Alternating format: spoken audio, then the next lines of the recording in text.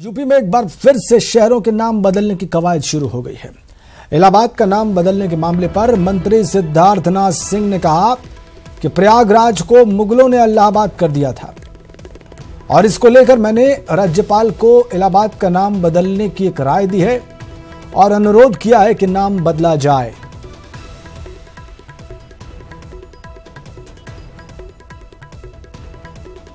Cabinet मंत्री हैं Siddharthnath Singh, UP government के स्पोक्स पर्सन भी हैं। उन्होंने कहा है कि मैंने राय दी है राज्यपाल को कि इलाहाबाद का नाम बदला जाए, प्रयाग रखा जाए, क्योंकि ये नाम मुगलों ने दिया था इलाहाबाद।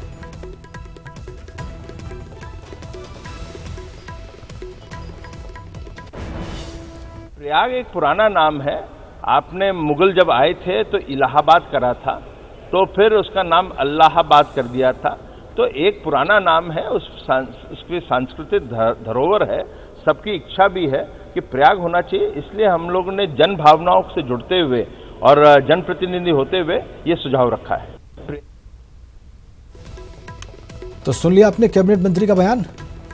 जन प्रतिनिधि होते हुए, जन भावनाओं का ख्याल रखते हुए ये राय भेजी है गवर्नर को उत्तर प्रदेश के कैबिनेट मंत्री ने। अब इस पर सियासत तय है। बीजेपी के प्रवक्ता मनीष शुक्ला इस वक्त हमारे साथ फोन लाइन पर जुड़ गए। मनीष जी, ये पहले हमने देखा कि मुगल सराय का नाम बदल दिया गया, वो पंडित दीनदयाल उपाध्याय नगर है।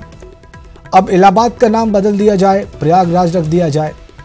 क्या इसका क्या मतलब है? क्या ये वाकई प्रदेश को विकास के रास्ते पर ले जाने के प्रयास हैं? हमारा एजेंडा है, लेकिन देश और प्रदेश जो सांस्कृतिक विरासत है वो भी समृद्ध बने और अक्षुण्ण हो, इसके लिए भी हम प्रतिबद्ध हैं। इलाहाबाद का पुराना नाम प्रयागराज रहा है, तीर्थराज प्रयाग कहा जाता रहा है, और मुझे लगता है कि अगर प्रयागराज रखा जाएगा तो इलाहाबाद की अधिसंख्य जनसंख्या इसके पक्ष में रहेगी और उसका जो पुराना गौरव है वो जरूर उससे वापस मिलने की तरफ बढ़ेगा, क्योंकि नाम भी प्रतीकात्मक रूप से गौरव के प्रतीक होते हैं। तो मनीष जी, आप ये कहना चाह रहे हैं कि मुगलों ने जब से नाम रखा इलाहाबाद का, तब से लगाए अब तक का उसका गौरव गुम हो गया है, मतलब उसका गौरव नष्ट हो गया है?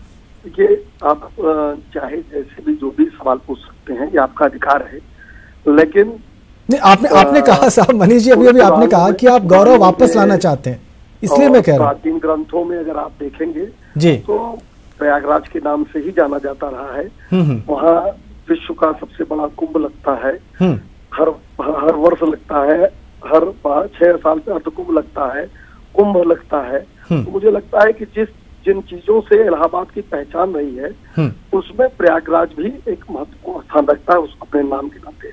जी, ये बात बिल्कुल ठीक है कि वहाँ पे महाकुंभ लगता है, वो दुनिया का सबसे बड़ा मेला शुमार माना जाता है। बहुत सारे लोग देश के भीतर से, विदेश से आते हैं, बरसों से लगता आ रहा है, प्राचीन परंपरा, इसमें कहीं संदेह नहीं है मनीष जी, और इस बात पर कहीं कोई प्रश्न भी नहीं है, किसी ने कोई ऑब्जेक्शन भी नहीं किया। लेकिन all of a sudden, out of nowhere, अगर ये प्रस्ताव आ जाए स्वास्थ्य मंत्री जी की तरफ से कि इसका नाम इलाहाबाद नहीं प्रयाग होना चाहिए, लेकिन ये प्रस्ताव ना आए कि प्रदेश की चिकित्सा व्यवस्था कैसे दुरुस्त हो, प्रदेश में डॉक्टर्स क्या कर रहे हैं, हॉस्पिटल्स का क्या हाल है, वो कैसे दुरुस्त हो, इस पर राय आने की बजाय अगर ये राय आ जाए तो इसका मतलब आपका प्रायोरिटी यही है? निश्चित रूप से स्वास्थ्य विभाग के मिनिस्टर होने के नाते उनके दायित्व हैं जिसको वो बखूबी कर रहे हैं जी, लेकिन चूंकि वो प्रयाग से ही जनप्रतिनिधि हैं, इस नाते से उन्होंने अपनी राय गवर्नर को लिखा है जी। तो मुझे लगता है ये दोनों अलग अलग चीजें हैं। कतई हम आपके बात से असहमत नहीं है कि उत्तर प्रदेश में स्वास्थ्य सेवाएं अच्छी होनी चाहिए, डॉक्टर्स को भी काम करना चाहिए, जो भी अत्याधुनिक स्वास्थ्य सुविधाएं हैं वो मरीजों को मिले, इसके लिए योगी आदित्यनाथ की सरकार और सिद्धार्थनाथ सिंह काम भी कर रहे हैं। ठीक, वो एक अलग सेक्शन है और ये एक अलग बात है। ठीक है मनीष जी, बहुत बहुत धन्यवाद बीजेपी का पक्ष रखने के लिए। मनीष शुक्ला बीजेपी के प्रवक्ता कह रहे हैं कि ये जन भावनाएं हैं और उसी का आदर किया गया है, उसका पुराना गौरव वापस लाने का प्रयास है।